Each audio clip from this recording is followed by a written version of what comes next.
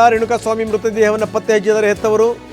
ಹೌದು, ಇದು ನಮ್ಮ ಮಗಂದೇ ಅಂತ ಹೇಳಿದ್ದಾರೆ ವಿಕ್ಟೋರಿಯಾ ಆಸ್ಪತ್ರೆಯಲ್ಲಿ. ಯಾವ ತಂದೆ ತಾಯಿಗಳಿಗೂ ಕೂಡ ಇಂಥ ಒಂದು ಸ್ಥಿತಿ ಬರಬಾರ್ದು.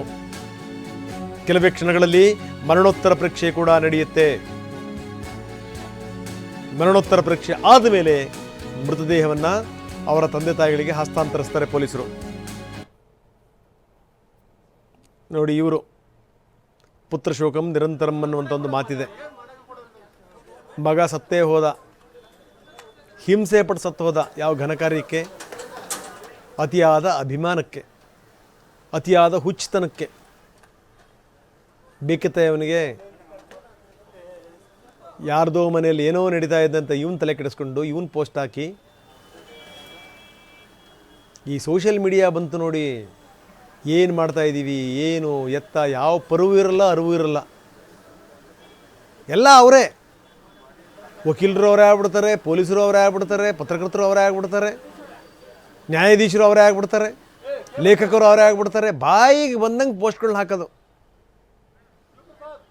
ಅದರ ಪರಿಣಾಮ ನೋಡಿ, ರೇಣುಕಾಸ್ವಾಮಿ ಇವತ್ತು ಹೆಣವಾಗಿ ಸಿಕ್ಕಿದ್ದಾನೆ ಪಾಪ.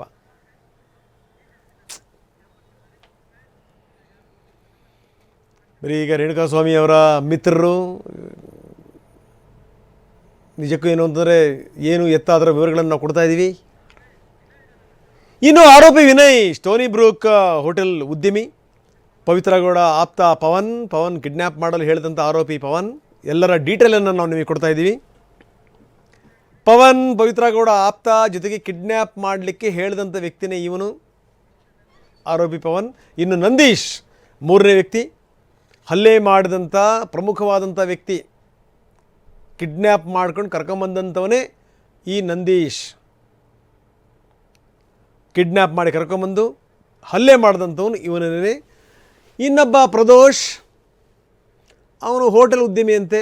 ಪ್ರದೋಷ್ ಅವನದು ಕೂಡ ಇದರಲ್ಲಿ ಪಾತ್ರ ಇದೆ ಅಂತ ಅವನನ್ನು ಕೂಡ ಅರೆಸ್ಟ್ ಮಾಡಿದ್ದಾರೆ. ಯಾರ್ಯಾರು ಅರೆಸ್ಟ್ ಆಗಿದ್ದಾರೆ ಅವರ ವಿವರಗಳನ್ನು ನಾವು ನಿಮಗೆ ಕೊಡ್ತಾ ಇದ್ದೀವಿ.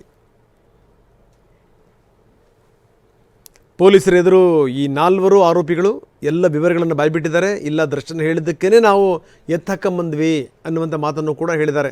ಸ್ಟೋನಿ ಬ್ರೂಕ್ ಹೋಟೆಲ್ ಉದ್ಯಮಿ, ಪಟ್ಟಣಗೆರೆ ಜಯಣ್ಣನ ತಂಗಿ ಮಗ ಈ ಆರೋಪಿ ವಿನಯ್. ಅವರ ಶೆಡ್ಡಲ್ಲೇ ಆಗಿರೋದು.